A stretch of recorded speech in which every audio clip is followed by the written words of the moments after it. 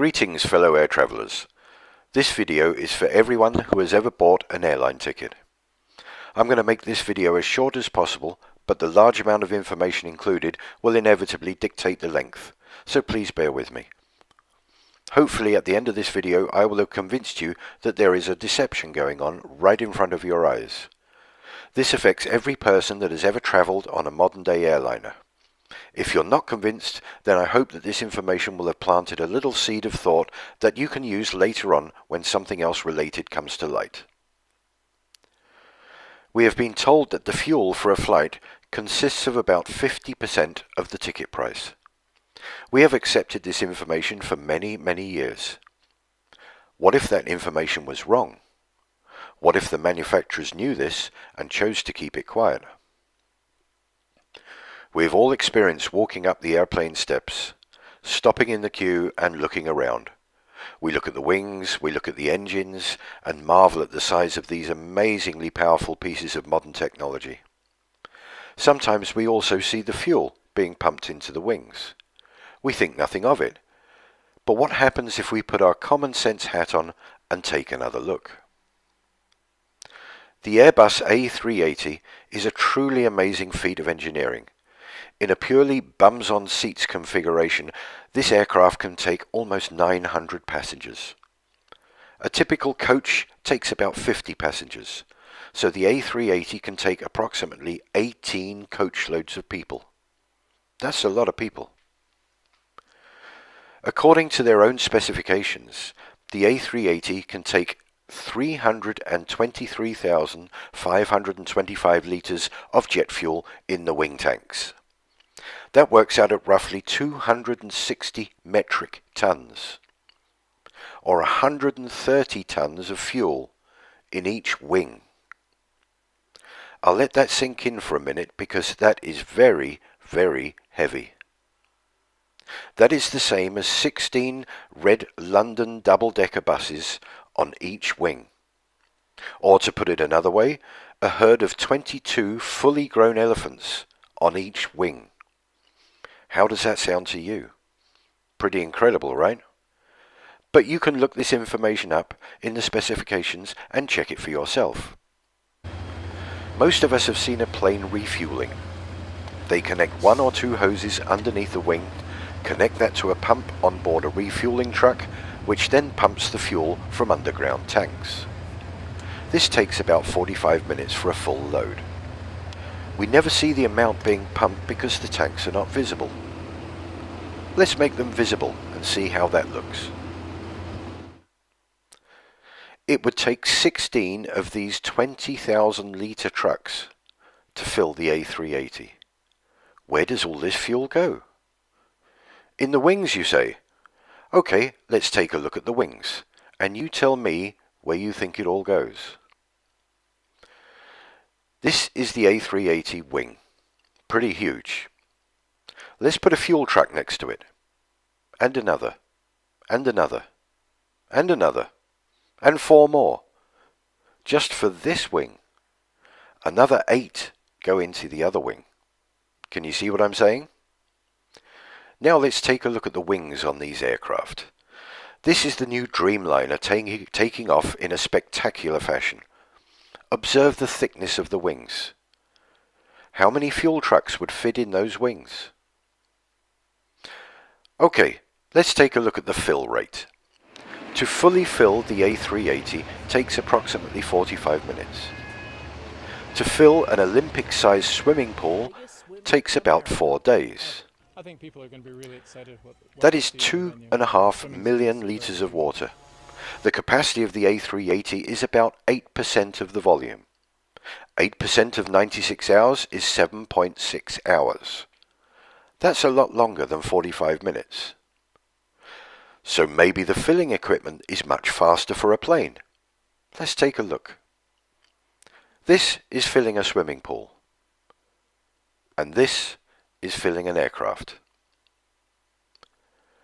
To fill the tanks of an A380 in 45 minutes, you would have to have a pump and a hose that could pump 7,189 litres of fuel per minute. Let's look at something. that pumps at about half that speed. Now the plane, now the fire hose. Don't you think that filling that wing with that sort of pressure would just rip a hole right through the top? It's only made of aluminium. So far, we have no room for all of that fuel, an incredible weight of fuel, and a filling procedure that makes no sense whatsoever. Time to take a look at moving around with large bodies of liquid. The size of a large car's petrol tank is about 70 litres. Don't you sometimes wish that your petrol tank was bigger so you wouldn't have to fill up so often? There are reasons why this is so. Number one, the weight would drastically reduce the performance of the car. And number two, the amount of fuel sloshing about in the tank would seriously interfere with the road holding whilst going around corners. This doesn't seem to be the case with aircraft using vast quantities of fuel. Let's take a look at what large bodies of liquid does to road holding. Not a pretty sight. Now let's look at a couple of landings of aircraft and try to imagine hundreds of tons of fuel sloshing about in the wings. I think you might be getting the gist of what I'm trying to say. It is ridiculous to think that these aircraft take off, fly, bank, maneuver and land with large amounts of liquid moving in all directions. The next video clip is from the US Air Force, showing the filling and strapping down of the large bladder tanks used for in-flight refueling of their aircraft. Bear in mind that these 3 tanks are only 9,000 US gallons. This is just under 10% of the fuel needed to fill the A380. Look at the lengths these guys go to and the amount of straps needed to stop this lot sloshing around. Also, this 9,000 gallons takes up a good portion of the aircraft's cargo bay. Where on earth would you fit 10 times this amount on an A380? Is it making sense to you yet? Let's move on to the workings of a modern fan turbine jet engine. Rather than explaining this myself, I will let this short video do the work for me. Observe that at the end they actually say that the secondary flow, which is only compressed air, is the major contributor to the engine's thrust. Hear that, boys? What is it? Just another narrow-body aircraft. Hey, my atoms are shaking. Strange. It sounds far, but I bet my last proton that beast is much closer than you think. Hold on, people.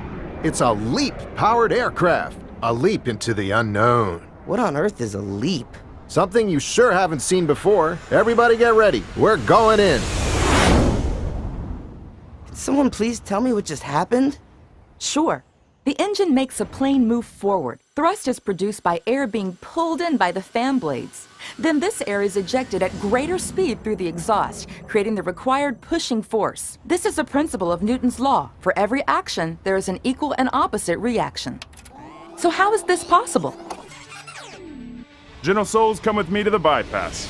Extreme sport freaks, with me, we'll hit the compressors, combustor, and turbines. The LEAP is a high bypass ratio engine, which means that a large amount of air bypasses the core of the engine to be ejected directly into the exhaust stream. The fan acts like a propeller. Its curved rotating blades accelerate the airflow into the engine. Lighter composite materials provide better efficiency and resistance. Here come the compressors. Get ready. Things are gonna heat up. Feel that? It's the low-pressure compressor squeezing us. Now, the high-pressure compressors. You're gonna feel the difference. Ultra-efficient compressors deliver optimum air pressure and temperature conditions for combustion. It's rising up now. Let's get toasted! Gentlemen, meet your kerosene counterparts. These guys are gonna light up your day. Already? We usually mingle inside. Not anymore. I thought there'd be more of you. Normally, yes, but in this engine, fewer of us are needed. This little kerosene particle is right. The LEAP engine burns less fuel than former engines. In addition, the fuel nozzles mix fuel and air before they enter the combustor, creating a homogeneous mixture that minimizes the peak temperature during combustion. This technology significantly reduces emissions. Okay, let's go. The combustion chamber. This is the heart of the engine, where energy is created through combustion of fuel and compressed air. Are you ready? Here comes the final blast. What a boost! Where are we now? Turbines, let's transfer our energy to them. This is the last extreme stage before we join the soft team. Enjoy. Advanced material and aerodynamics make the turbines much more efficient and durable. The pressure and speed of the hot gases provide the force needed to turn the turbines and its shaft, which in turn drives the compressor and fan. Come on, guys, don't hang around. We alone are responsible for 90% of the thrust from this baby. Here come those adrenaline junkies. So, how was it? Fast, hot, and fantastic. What a trip! Are you kidding me? It was us in the primary flow that did most of the job. Not exactly, kid. It's teamwork. We definitely need each other. We provided the energy to drive the engine, and they provided most of the thrust to make the aircraft move forward. Hey, boss. Sounds like we're in luck today. You said it. It's game on again, boys. Let's go.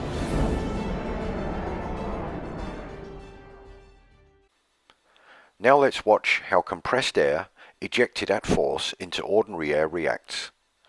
This is an experiment that anyone can do at home.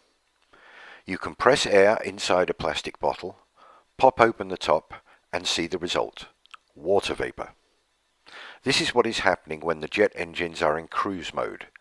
They are running purely on compressed air, and the contrails are water vapor being ejected out from the engines. While small amounts of fuel are needed to get the jet engine up to speed, when in cruise mode, the engines use very little to no fuel whatsoever. We are being charged huge amounts for fuel that doesn't exist. It's not needed to fly these amazing machines. All that's needed is the most abundant thing that we've been given: air. I will end this video here with a clip of the A380 at an airshow doing a slow pass. It looks as though it is levitating at one point, but that is the subject of the next video, which involves our little friends, the bumblebees. Very, very slow speed. It's an awesome sight. And I don't like the word awesome, but it's true in this case. Look at that. It is almost unbelievable. This, of course, is using the flight safety fly-by-wire programs that the Airbus things have installed. Overall length 73 meters. Wingspan with a max risk assured. Please feel free to pass this video along to whoever you might think would be interested. I'm sure that ordinary airline fare payers will have something to say about the cost of the fuel being the majority of the ticket price. Time to start asking some pertinent questions to people high up in the airline industry. Thank you.